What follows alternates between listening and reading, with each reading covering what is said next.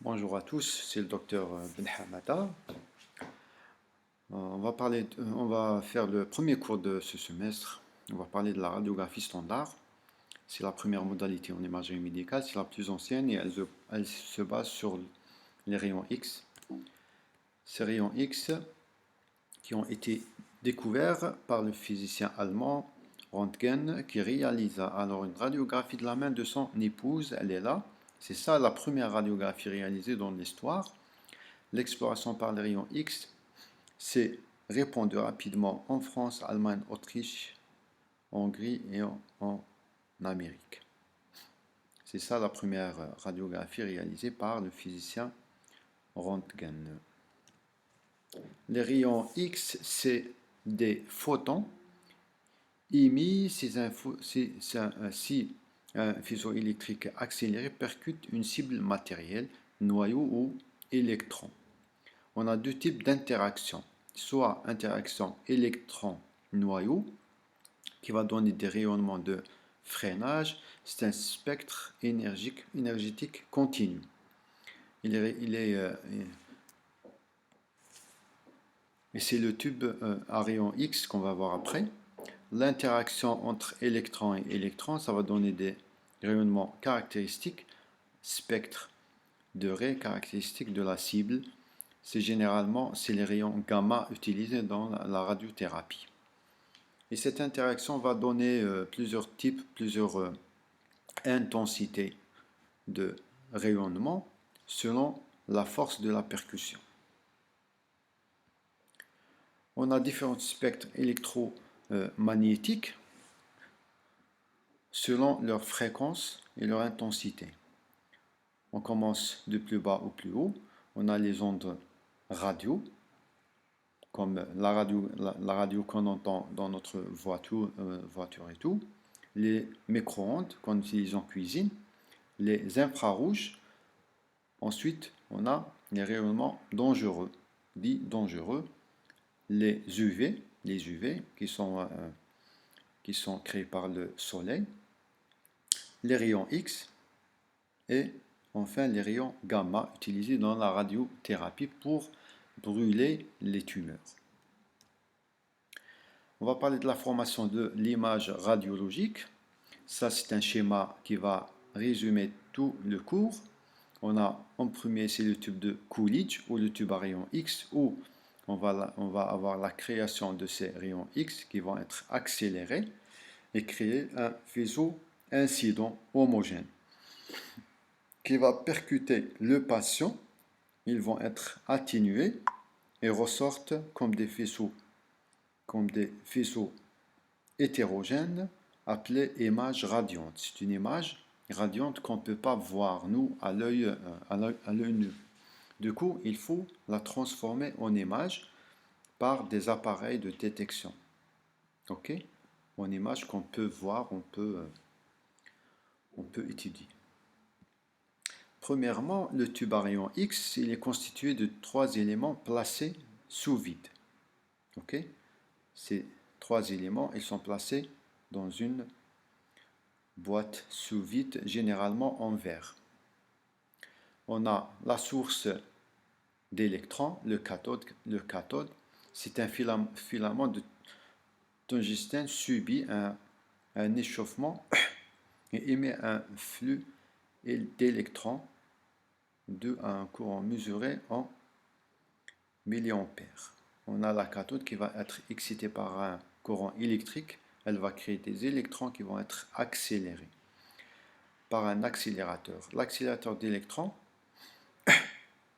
par une tension appliquée entre la cathode et l'anode, ça c'est l'anode, elle est mesurée en kilovolts. La tension, elle varie entre 40 et 90 kV jusqu'à 100-130 kV selon plus le kV est élevé, plus la pénétration des rayons elle est élevée. La cible métallique c'est un anode, ok, appelé aussi foyer. C'est un alliage en tungstène et rhénium assurant le freinage des électrons accélérés et émis par le foyer des rayons X. Du coup, on a la création des électrons, une accélération des électrons par une tension, ok, la création des électrons au niveau de cathode par une excitation électrique mesurée en milliampères. Ces électrons sont accélérés par une tension exercée entre le cathode et le foyer, qui est mesurée en kilovolts. La percussion des électrons sur le foyer c'est un foyer métallique fait de tungstène et cette percussion va créer les rayons X qui vont être dirigés en bas et sortent à travers le diaphragme. Ok? Et c'est un faisceau homogène. Les faisceaux incidentaux homogènes de rayons X, le faisceau de rayons X qui sort du tube est homogène, diverge de forme conique et se propage en ligne droite. Il est collimaté par un diaphragme dont le rôle du diaphragme, c'est de réduire les radiations et le rayonnement diffusés, améliorer la qualité de l'image et assurer la radioprotection.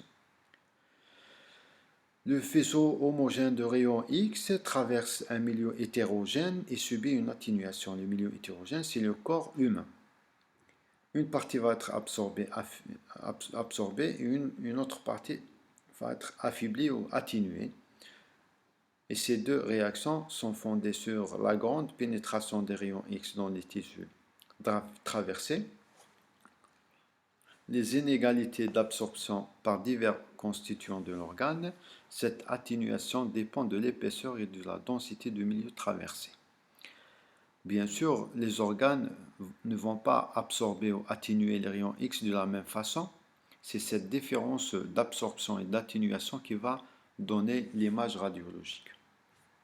L'image radiante, c'est les rayons X hétérogènes qui sortent du corps. Ok?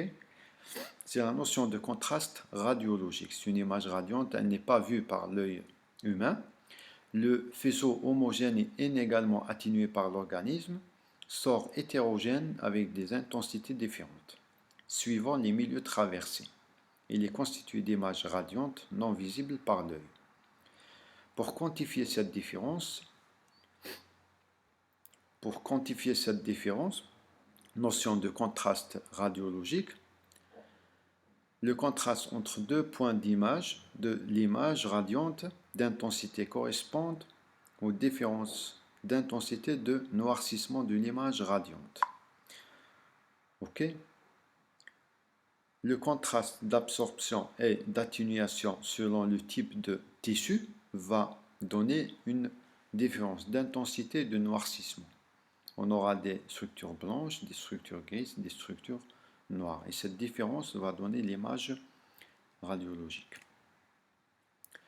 Terminologie de base en radiologie. L'information contenue dans l'image radiographique varie selon la nature du tissu traversé. On aura en résumé 4 tonalités ou 4 densités fondamentales qui vont être créées par plusieurs types de tissus. Os, muscles, graisse, air, tissu glandulaire par exemple. On aura des opacités, c'est des zones de forte densité blanches, des clartés, zones de moindre densité sombre ou noire, structures denses comme l'os. Il atténue, absorbe beaucoup le rayon X et s'exprime en blanc. Ils sont dits radio-opaques. Okay, l'absorption et l'atténuation, elle est au maximum. Des structures aériques comme les poumons atténuent peu le rayon X et apparaît sombre ou noir, hyper clarté. Okay. L'air ne va pas absorber ou atténuer les rayons X. Du coup, ça va donner une image noire, hyper claire. On aura aussi des structures intermédiaires comme les tissus mous ou glandulaires, peu contrastés, dont l'absorption et l'atténuation elle est moyenne. Du coup, on aura des images grises. Ok. Ici, on a un schéma qui va résumer le truc. On a l'os qui va être très opaques dans des images blanches. Les structures hydriques, ils sont moyennement opaques, ça va donner des images gris clair. La graisse, peu opaque, ça va donner des images grises. Et l'air, il ne va pas atténuer ou absorber les rayons X et ça va donner des images claires, noires, hyper claires. Ici, on a un exemple, ici, le parenchyme pulmonaire, riche en air, ça va donner une image noire. Ici, c'est l'os, opaque, ça va donner des images blanches. Ici, c'est la graisse, ils sont moyennement opaques, ça va donner des images grises. Ensuite, la dernière étape, c'est la conversion des images radiantes non vues par l'œil humain en images qu'on peut voir et étudier. C'est les systèmes de réception. Ils convertissent l'image radiante invisible en une image visible. Détecteurs statiques, on a plusieurs types. On a soit des détecteurs statiques écran-film fournissant une image sur film, c'est la méthode la plus ancienne. Détecteur dynamique avec amplificateur de luminance, avec écran luminescent, c'est la base de la scopie. Détecteur numérique, c'est la méthode la plus utilisée maintenant, c'est l'image numérique. C'est une révolution de l'imagerie où le détecteur sensible aux rayons X a remplacé le film. Récepteur écran-film. Elle se base sur des cassettes avec écran scintillateur et film. Sous l'effet des rayons X, l'écran émet un rayonnement lumineux. Il crée une image latente par l'impression de film sensible aux rayons X. Le film à base de bromure d'argent est ensuite développé à l'abri de la lumière et révélé à l'aide de procédés chimiques toxiques. Le coût est modeste, mais le document est unique. On aura un seul cliché radiologique, c'est tout. On ne peut pas le refaire. Le film photographique, c'est le plus simple et le plus ancien détecteur il est formé de cristaux de bromure d'argent. Mais cette méthode, elle est abandonnée depuis longtemps. L'amplificateur de luminance, c'est un système constitué de deux écrans convertisseurs et d'un tube à vide. Le premier écran, c'est une couche sensible aux rayons X qui va convertir les rayons X en photons lumineux. Le premier écran va transformer les rayons X ou l'image radiante en photons. Une photocathode qui est sous l'action des photons lumineux libère par effet photoélectrique des électrons de luminance faible. Tube à vide, il permet l'accélération des électrons et leur focalisation vers une fenêtre de sortie, d'où augmente l'intensité du signal. Deuxième écran, il va recueillir les électrons accélérés et les convertir en images de forte intensité lumineuse. L'image finale est transmise sur un écran de télévision. En résumé, ce système d'amplificateur de luminance, il est constitué de deux écrans. Le premier écran va convertir les rayons X en photons lumineux. Ces photons, ils sont accélérés et vont augmenter leur intensité par le tube à vide.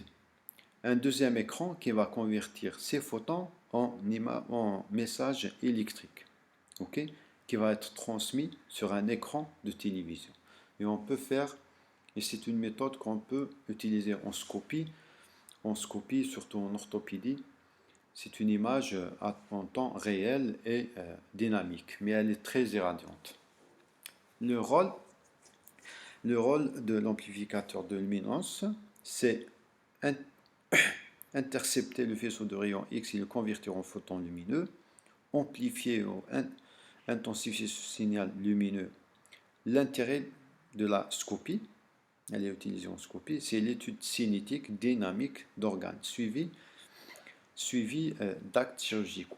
Ok, on peut voir en temps réel, en paire opératoire, en dynamique. Visualise des images en temps réel. Il est la base, il est la base de la numérisation d'images en imagerie.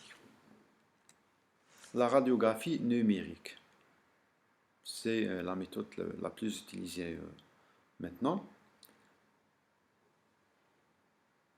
C'est un détecteur sensible aux photons qui va remplacer le film classique. Ce détecteur, selon la technologie utilisée, fournit directement ou indirectement les données analogiques de l'image. L'ordinateur qui les transforme pour calculer et donner en données numériques. C'est le principe de l'image numérique. On a différentes technologies numérisant l'image radiologique, radiologie contourisée CR, écran radioluminescent à mémoire, et on a l'imagerie digitale, ou radiographie digitale, soit directe ou indirecte.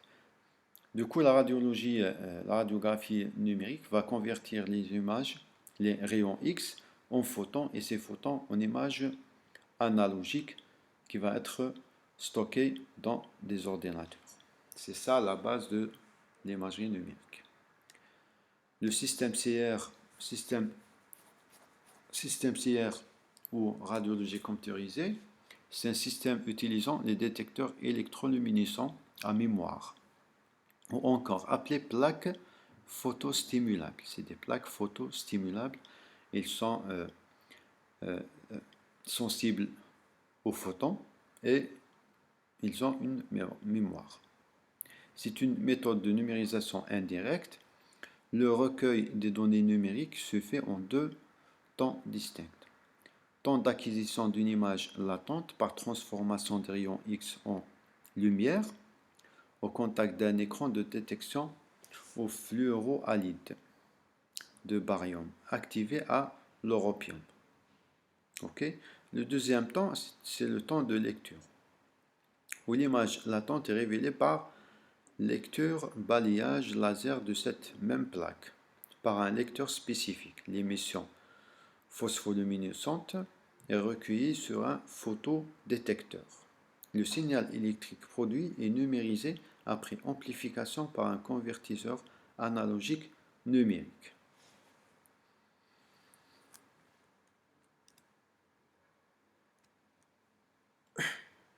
Le système DR, il s'agit du système de détection grand champ ou capture plan, c'est le système le plus utilisé maintenant, dit DR, permettant simultanément la conversion des photons X de l'image radiante en charge électrique et la conversion de celle-ci en données numériques.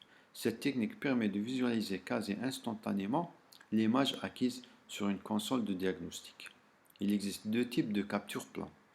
Du coup, la base, c'est la conversion des photons X ou l'image radiante en données numériques d'une façon très rapide, qui va être transmise sur un écran ou une console de diagnostic.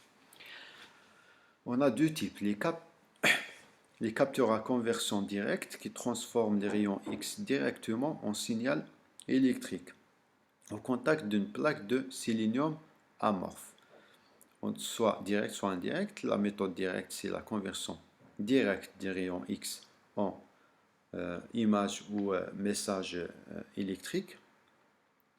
La deuxième méthode, c'est les captures à conversion indirecte qui transforment d'abord les rayons X en photons lumineux, puis en signal électrique par l'intermédiaire d'un scintillateur, couplé soit à une couche de silicium amorphe, soit à une ou plusieurs caméras, recueillant l'image après sa focalisation. Le système DR, c'est le système le plus utilisé.